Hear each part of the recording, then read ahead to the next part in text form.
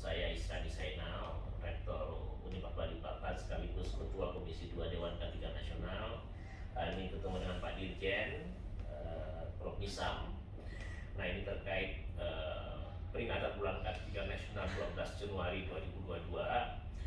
Ini kita ingin bahwa di semua lini kehidupan, baik di kampus, di masyarakat, K3 itu menjadi unsur penting. Apalagi berdasarkan data saat ini, kecelakaan kerja, kecelakaan peralatan selalu terjadi. Kami mendorong bahwa suatu saat di kampus, apalagi di perguruan tinggi, pelatihan safety atau safety education itu bisa ada di dalamnya. Mungkin ada pandangan atau pemikiran dari Prof. Nisam selaku Dirjen Dikti, silakan Prof.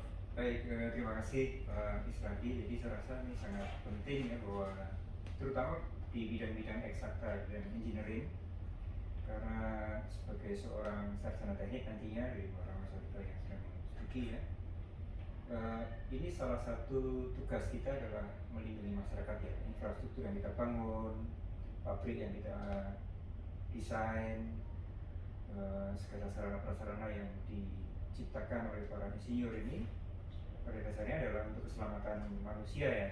Kita membuat kendaraan bisa melaju dari tempat satu ke tempat yang lain, membawa kita. Kalau kendaraan itu tidak membawa keselamatan kita, itu ini mencelakakan orang yang ada di dalam kendaraan tersebut. Pabrik yang kita buat, kalau kemudian dampaknya bisa menyebar penyakit masyarakat di sekitarnya, ini juga bagian dari keselamatan kerja. Keselamatan kerja tidak sempit hanya masalah kepleset di dalam ruang kerja atau tangan putus karena salah menggunakan alat, tapi keselamatan kerja adalah K3 adalah membawa keselamatan pada seluruh proses karya keinsinyuran kita dan hasil karya keinsinyuran kita. Itu sangat penting, karena kesadaran akan K3 ini merupakan bagian fundamental di dalam pendidikan tinggi, khususnya pendidikan tinggi di bidang engineering. Intinya kita mendukung misalnya suatu saat ada kurikulum atau tambahan kurikulum yang melampaui SND itu terkait itu Prof ya. Jadi bisa, menurut saya ada beberapa metode yang bisa kita lakukan, karena K3 ini tidak hanya knowledge about K3, tetapi habit, perilaku, budaya untuk hidup selamat dan sehat. Sehingga sebagai contoh lah sederhana, anak-anak misalnya masuk dari mahasiswa kampus tidak pakai helm karena nggak ada polisi, ini sudah bagian dari budaya K3 yang tidak berjalan.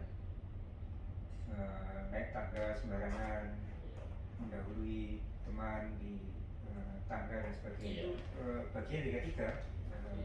Laboratorium tidak ada exhaust fan, misalnya pada laboratorium kimia, itu bagian dari bentuk budaya. Jadi saya rasa itu dari K3 itu dari sudut kurikulum ya, mungkin bagian yang secara formal mungkin perlu ada di beberapa prodi yang memang sangat kental dengan keselamatan masyarakat. Setidaknya aspek kepentingannya ada safety engineering ya Prof ya. Itu mungkin perlu, tapi yang sangat penting adalah membangun kultur di budaya kesehatan dan keselamatan kerja di lingkungan perguruan tinggi kita.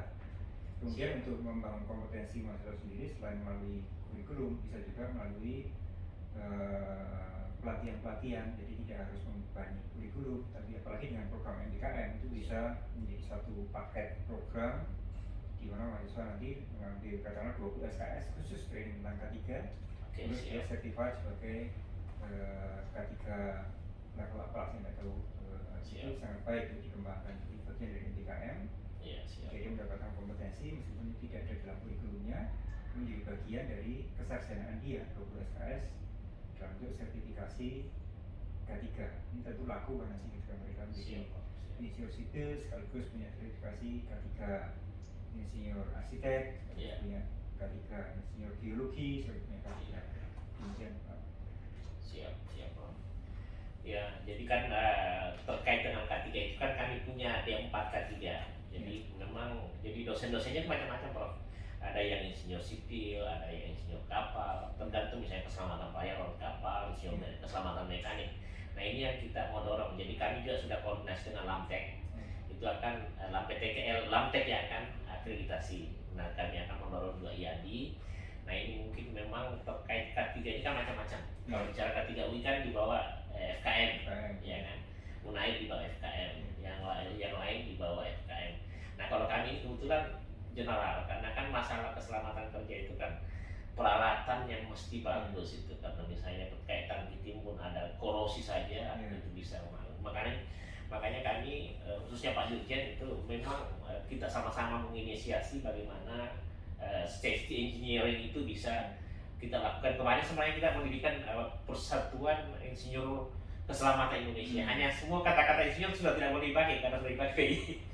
Ya, tapi itu penting sekali, Prof. Jadi dibawa ke kepemimpinan Prof. Nisa, mudah-mudahan safety engineering bisa di perguruan tinggi. Banyak sih perguruan tinggi yang sudah mulai mengadopsi itu. Nah, itu aja Prof barangkali yang saya sampaikan. Terus satu lagi terkait IKN, saran dari Pak Danis, beliau ketua pelaksana IKN sekarang. Tapi jangan ajak